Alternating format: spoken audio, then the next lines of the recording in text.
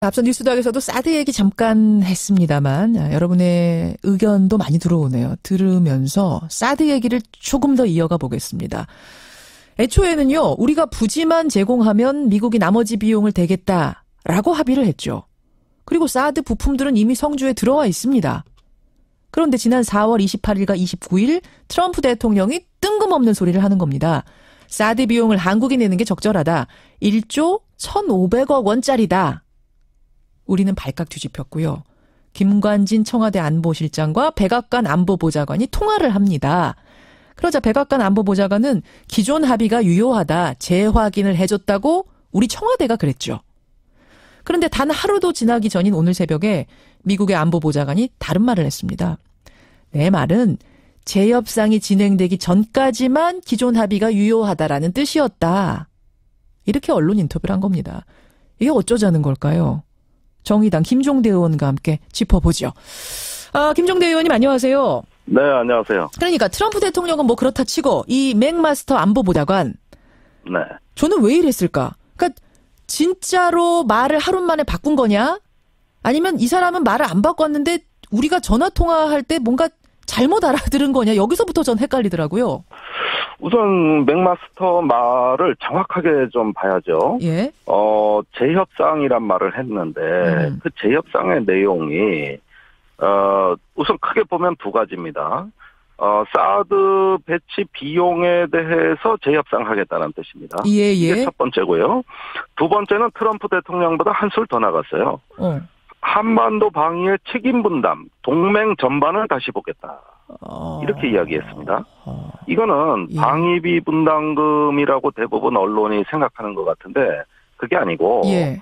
한국의 국방비 자체를 문제 삼겠다는 뜻이에요. 그게 무슨 말입니까? 국방비 자체를 문제 삼다니요?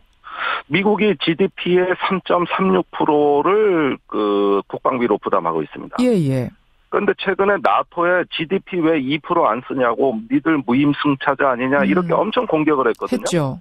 예, 그런데 이것은 유럽의 방위비, 국방비를 올리라는 소리인데 국내 언론은 전부 방위비 분담금을 올리라고 오역을 했습니다. 아하. 그런데 그러니까 지금 미국이 내고 있는 분담금에서 뭐 2.5%, 3.5% 내란 소리가 아니라 너희들 아니고. 전체 국방비에서 그만큼을 올려라. 예, 그러니까 우리가 지금 국방비를 GDP 2.4% 쓰고 있는데 예.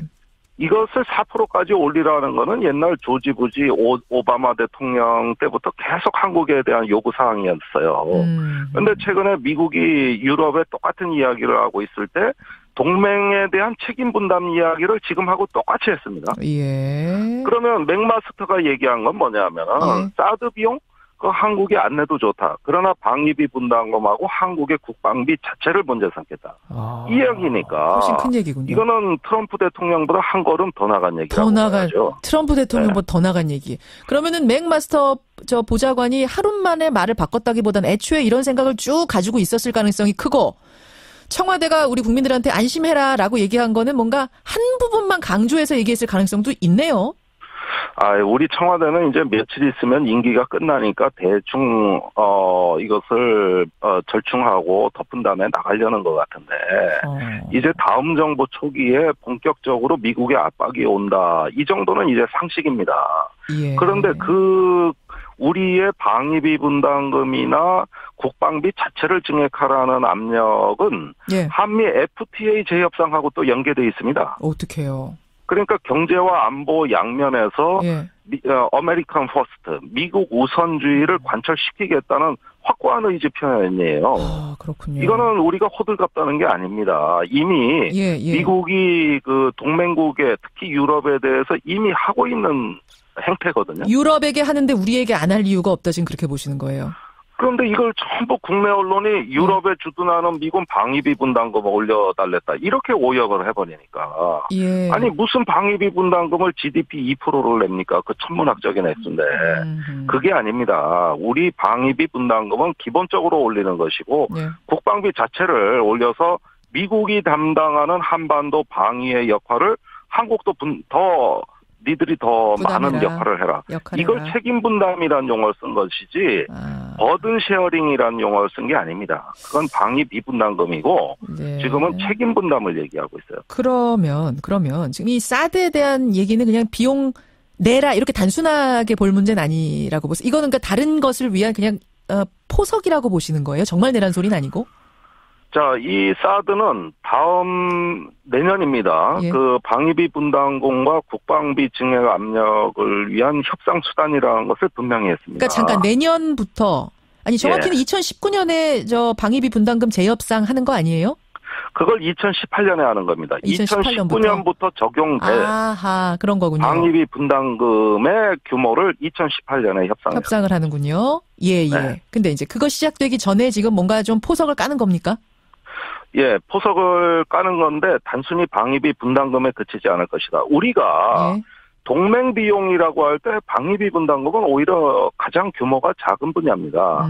미국의 1년에 2조 내지 3조가량 무기 도입 비용으로 이미 지출하고 있고요. 예. 그다음에 미국의 기지 조성에 우리가 100억 달러, 10조 원이 넘는 돈을 썼거든요. 예, 예. 자, 이렇게 큰 덩어리들이 있는데 1년에 1조 원이 채 못 되는 방위비 분담금 하나만 가지고 미국이 대통령과 국가안보보좌관이 나서서 저런다? 그것도 사드를 빌미로 겨우 몇 천억 올리려고? 어허. 이거 아니거든요. 이걸 우리가 정확히 좀 알아야 되겠죠. 훨씬 큰 파일을 지금 노리고 있다. 이 말씀이에요. 그렇습니다. 예. 혹시 이게 그 사드 도입하기로 결정하던 단계부터 뭔가 어차피 이렇게 하기로 밀실 협상이 있었던 건 아니냐 이런 의혹도 나오더라고요. 심상정 후보도 그 얘기를 강하게 하시고 어떻게 생각하세요? 밀실 협상이 있었다고 저는 확신하는 것이 예. 저희가 처음에 트럼프 대통령의 그 한국의 10억 불 부담 이야기가 나오고 여러 경로로 미측에 물어봤어요. 예. 근데 미측은 아니 26일 날 새벽에 갑작스러운 배치는 절대 미국이 일방적으로 결정한 거 아니다. 아, 그렇게 얘기를 해요?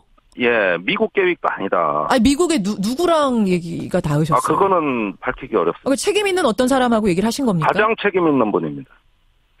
그런데 그 사드는 한국 정부하고 긴밀히 협의해서 배치 시기가 결정됐다. 아니 그러면 예. 저번에 펜스 부통령이 16일 날 한국 방한했을 때 그 보좌관이 뭐라 그랬습니까?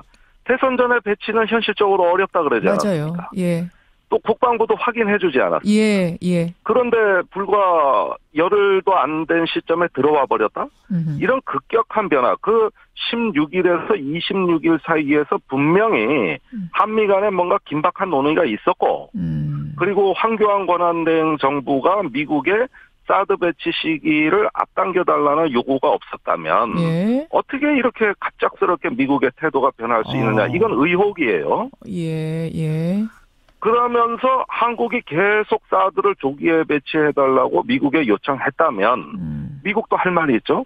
그렇게 한국 방위에 급하다면 아니 비용은 다 미국이 되는데 빨리 가져와라 늦게 가져와라 뭐 감 나와라 배 나와라 한국이 이렇게 할 수 있는 것이냐. 그럼 비용은 너네가 되라.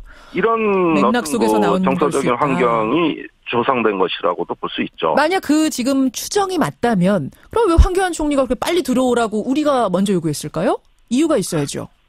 원래 이 사드는 연말이나 돼서야 배치되는 것으로 국방부 최초 계획이 돼 있던 것이거든요. 그때 돼야지 대통령도 자리 잡고 사실은 좀 안정적이 되지 않습니까? 여러모로. 예, 그리고 미국의 그 백악관 외교정책보좌관이 16일 날 뭐라 그랬습니까? 한국의 차기 대통령이 결정할 사안이고 맞아요. 그 전에 배치하려고 보니까 몇 가지 문제가 있더라. 이렇게 얘기했습니다. 그러니까요. 저는 지금 궁금한 게 그런 상황 속에서 왜 10일 만에 급격하게 변화가 있었느냐. 아마 우리가 요구했을 거다. 황교안 총리가 요구했을 거다. 왜 요구하냐고요. 다음 정부에 대한 불신. 내지는 또 어떤 현 대선에서의 사드 대선으로 표상되는 어떤 안보 대선. 영향력을 미치고자 했다. 예, 그런 정략적인 어떤 그 의도는 혹시 있는 거 아니냐는 의심도 해볼 수 있습니다만 무엇보다도 이 사드 조기 배치에 목을 매면서 차기 정부의 그 결정권을 넘겨주지 않겠다는 이런 안보주의자들의 어떤 그 굉장한 집착이 대선 시작 전부터 있었던 건 사실이거든요. 그러니까 뭐 대선에 영향력을 끼치고자 한 걸 수도 있겠지만 그것보다도 차기 정부가 들어서면 어떻게 될지 모른다. 근데 사드는 반드시 놔야 된다라는 어떤 그런 지금 집착이라고 표현하셨는데 뭐 다른 말로 하면 소신이 될 수도 있겠고 이런 안보관이 될 수도 있겠고 그래서 밀어붙인 거 아니냐라는 생각을 하시는 거의 뭐 사드에 대한 맹신의 수준이 이건 뭐 완전히 신념화 종교화된 수준까지 가가지고 저는 이게 좀 기이할 정도예요. 왜 저렇게 사드에 목숨을 거는지 정말 모르겠어요. 알겠습니다. 뭐 사드 찬반 논의는 일단 둘째하고라도 지금 절차상 도대체 뭐가 어떻게 되는 건지 국민들이 알긴 알아야 되겠거든요. 답답해요. 비밀 협상 내용을 밝혀야죠. 비밀 협상. 예. 누가 밝혀야 됩니까, 이건? 물론 차기 정부는 누가 집거나 하더라도 이 전 과정을 재조사하리라고 봅니다. 예. 그런데 제가 어제 성주에 내려갔습니다만 예.